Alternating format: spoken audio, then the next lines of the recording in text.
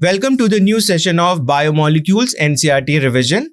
This is the sixth part, and in this part we are covering the enzyme. We have already covered some part of the enzyme in previous session. Now in this session we will continue with the rest of the part of the enzymes. Okay, so nature of enzyme action. Each enzyme has a substrate binding site in its molecule so that a highly reactive enzyme substrate enzyme complex is produced. So we have already covered this part. Just for a revision, enzyme is present here, and this enzyme is having some clefts or crevices that contain active sites. Now a substrate comes and joins with it. This is a substrate. Okay, this is a substrate and it joins with it like this at the active site. So active site is very, very important. So this is called ES complex. This complex is short-lived and dissociate into its products P and unchanged enzyme. Now what happens in the enzyme? The active sites changes its conformation. And due to that, this substrate gets breakdown.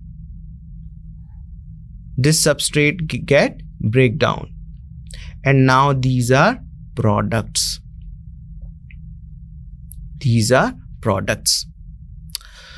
So this complex is a short-lived, ES complex is a short-lived and dissociates into the products P and the unchanged enzyme. Now this enzyme is not changed.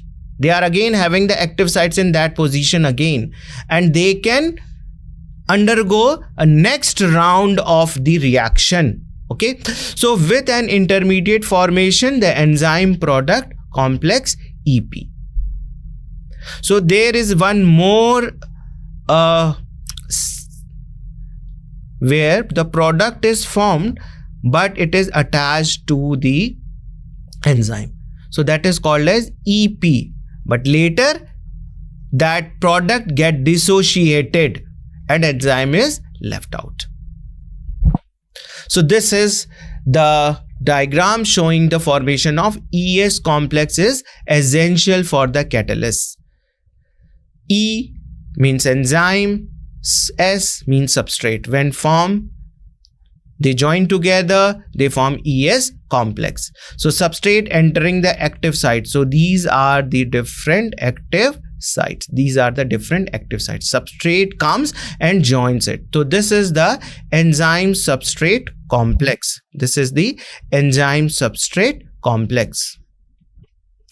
Enzyme changes the shape slightly as the substrate binding site. Here enzyme changes its shape, and due to the changing of that shape, the substrate breaks down. Their bonds break down and it forms product.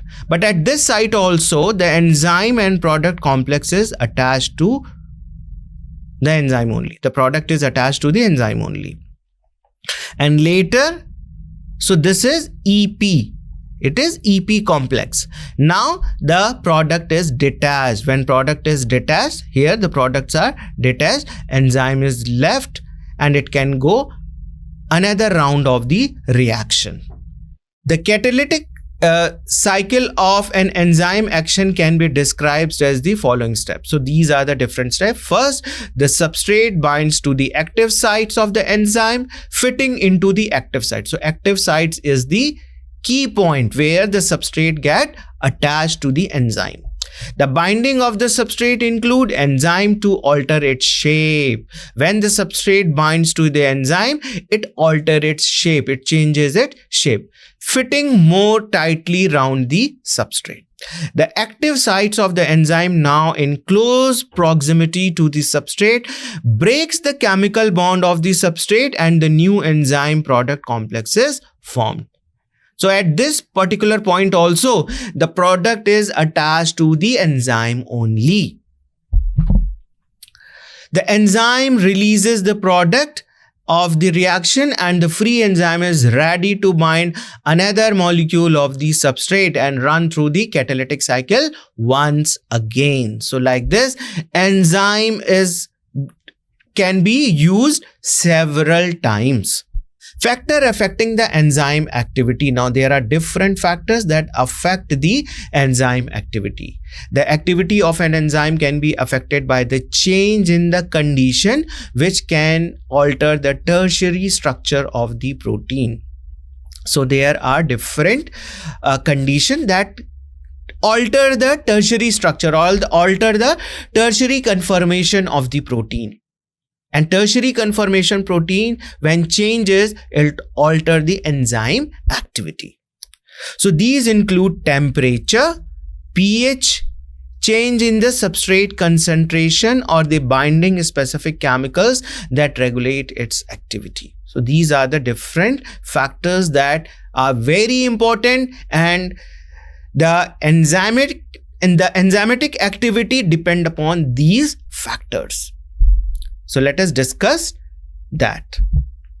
Temperature and pH. Enzymes generally function in a narrow range of temperature and pH.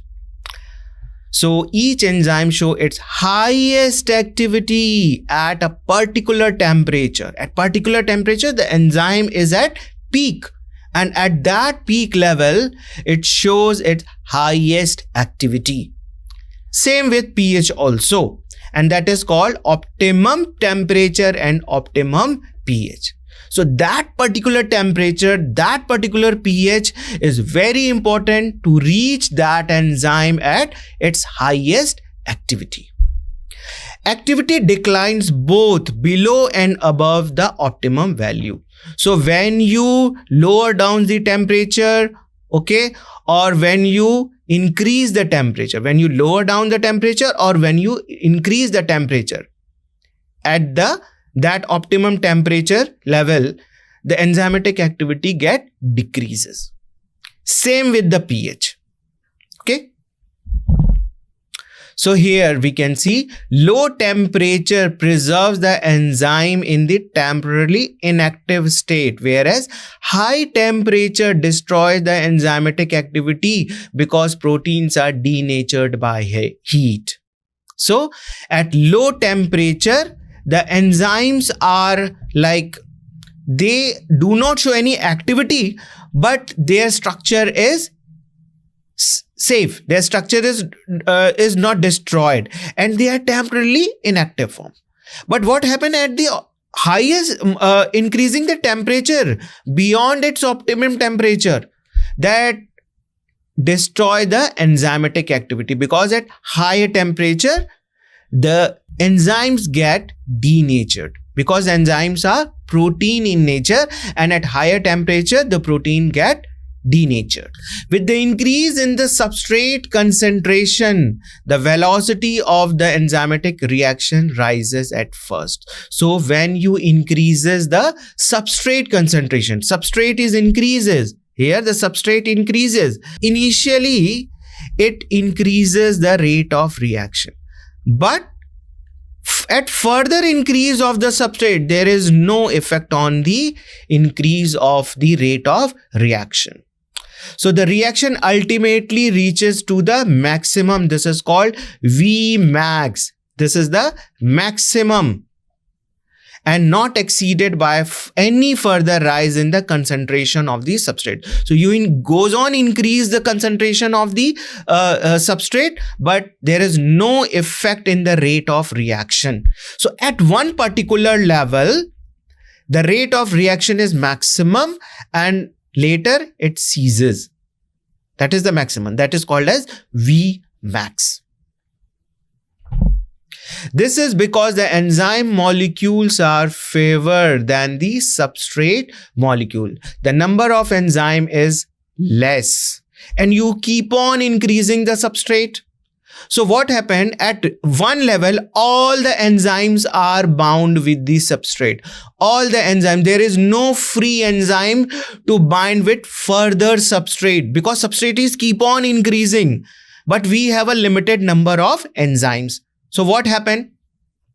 No free enzymes are there to get attached or that get combined with the substrate. So after a saturation of these molecules, there is no free enzyme molecule to bind with the additional substrate molecules. The activity of an enzyme is also sensitive to the presence of specific chemicals that binds to the enzyme. This is very, very important. The enzymes are very sensitive. When the binding of the chemical shuts off the enzyme cavity, this is called inhibition. There are many chemicals get attached to the enzyme and the activity of enzyme gets ceases. This is called inhibition, and that chemical is called inhibitor. That chemical is called inhibitor. So there are many inhibitors of a particular enzyme that get attached to the enzyme and it do not get dissociated even sometime, and they ceases the activity of enzyme. So substrate is present, but that enzyme do not get attached to the substrate and forms the product because an inhibitor is already attached to that enzyme. So when the inhibitor closely resembles the substrate, now the active sites are very specific to the enzyme. So sometime what happened, there are some inhibitors that are very close to the structure of the substrate. So this is substrate and this is the inhibitor. This is the inhibitor. Now this inhibitor structure is very much resembles to the substrate, and what happened, this inhibitor get attached to the enzyme and it do not allow the substrate to get attached to the enzyme, and this inhibits the activity of the enzyme.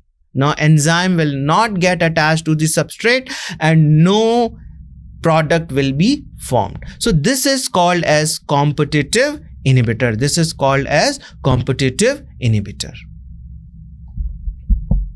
Due to this close structural similarity with the substrate, the inhibitor competes with the substrate for the substrate binding enzyme. So there is always, if such type of inhibitors are present in the system, then there will be always a competition between the substrate and inhibitor to get attached to the enzyme. Okay, so consequently the substrate cannot bind, and as a result enzyme action declines, and the inhibition of the, for example, inhibition of the succinic dehydrogenase by malonate, which closely resemble the substrate succinate in structure. So what happened? Malonate get attached to the succinate dehydrogenase. This is the substrate succinate and this is the enzyme succinic dehydrogenase. So malonate very resemble to succinate, the substrate, and it get attached to the succinic dehydrogenase, and the substrate is not get attached to the succinic dehydrogenase and the product is not formed. So this is one of the example. This is very, very important from the examination point of view.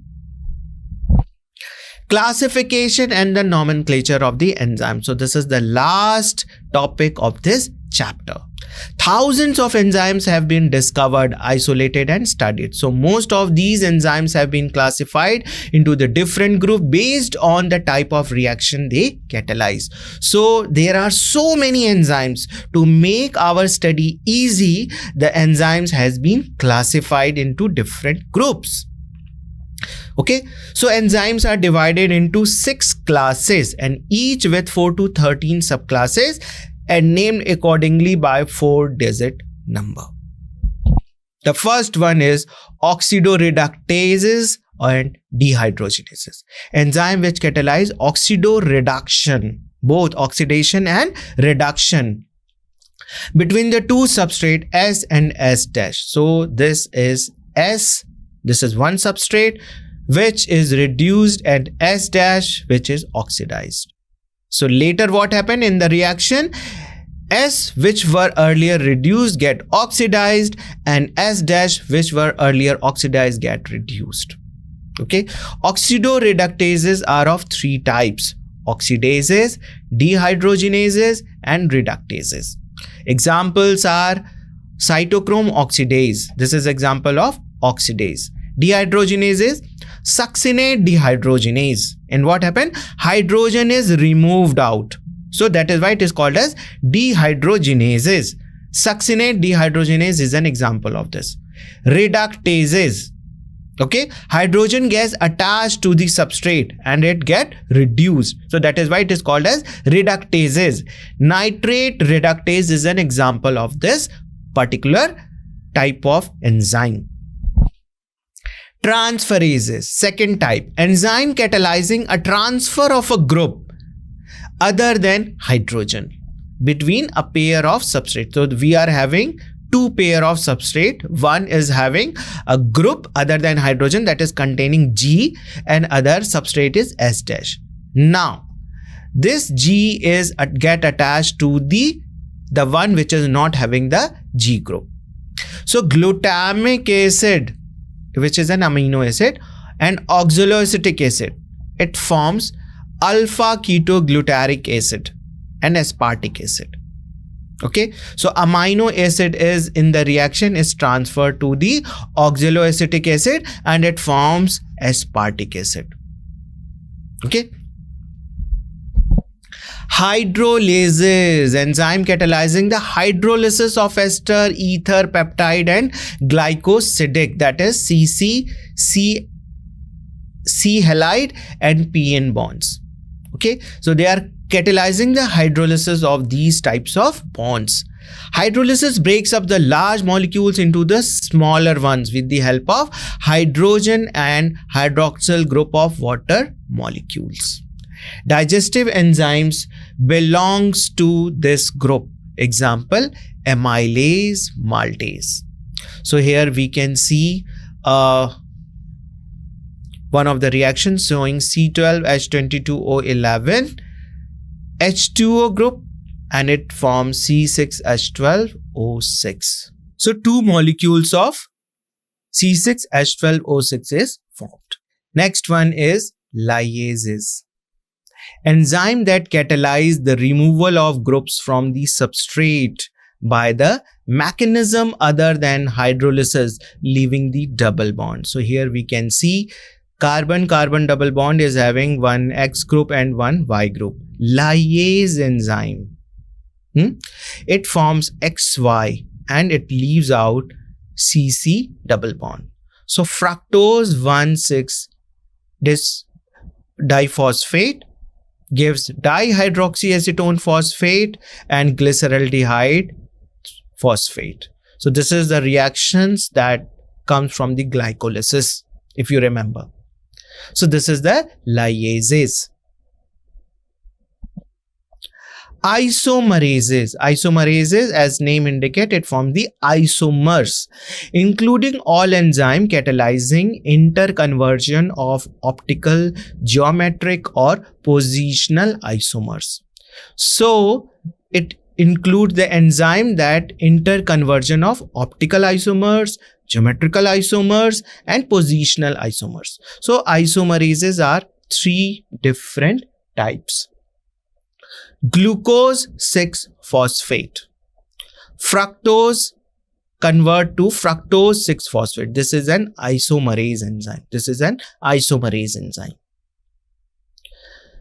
Glucose 6-phosphate forms glucose 1-phosphate. It means that phosphate group which were earlier attached to the 6th carbon of glucose, now that phosphate group get attached to the 1st carbon of the glucose, and this occur by the help of mutase enzyme. Mutase enzyme. Gylulose 5-phosphate, it forms ribulose 5-phosphate. Epimerase, that forms the epimer of that particular compound.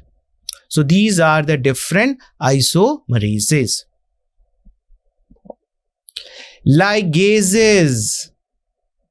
This comes under the replication. So enzyme catalyzing the linking together the two compounds. Two compounds are formed and they get attached. They form attachment between those two compounds. Okay, so enzyme which catalyzes the joining of CO, CS, CN or PO bonds, those are called as ligases. It combines pyruvic acid with carbon dioxide to produce oxaloacetic acid. So pyruvic acid, carbon dioxide, required ATP energy and water, oxaloacetic acid is formed. Okay, so this is ligase enzyme. So this is about the classification of different enzymes. Now comes the cofactor. Enzymes are composed of one or several polypeptide chain. Okay, so enzymes are having a structural conformation and they can have one polypeptide, two polypeptide, three polypeptides, several polypeptide they can have.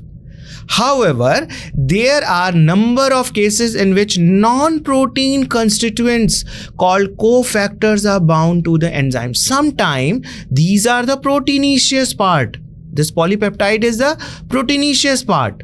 But there are sometimes non-protein components are present in the enzyme. Those are called as cofactors and they are bound to the enzyme to make the enzyme catalytically active. Without these cofactors, the enzyme will not be active. Cofactors.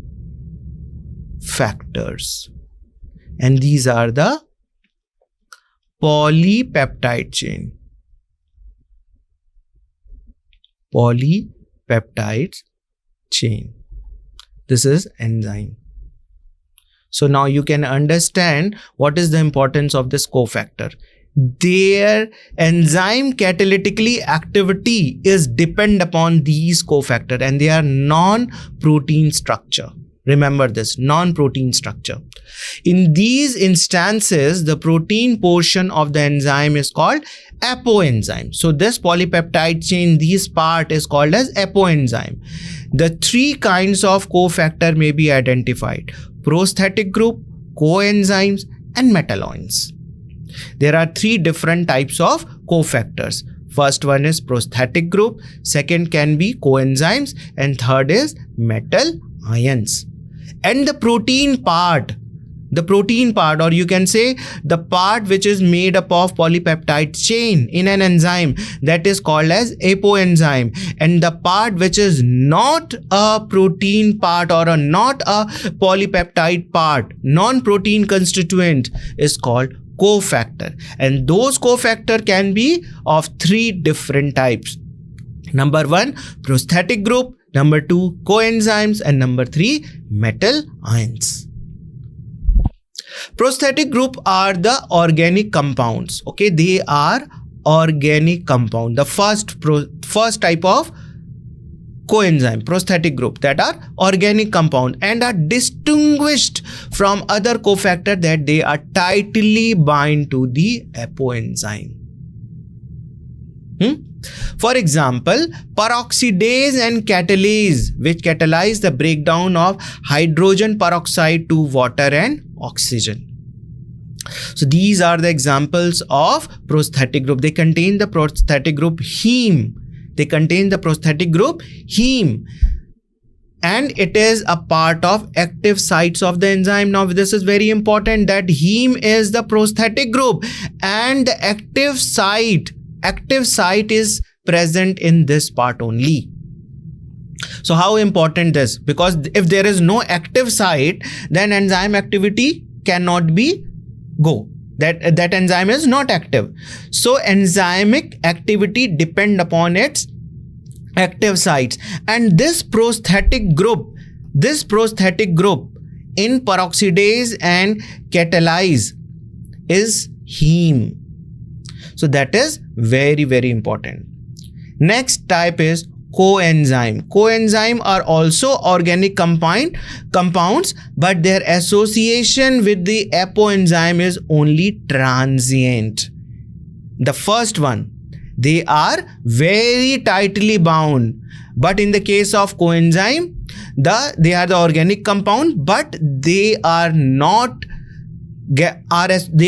associated with the apoenzyme tightly, and usually occurring during the course of catalysis.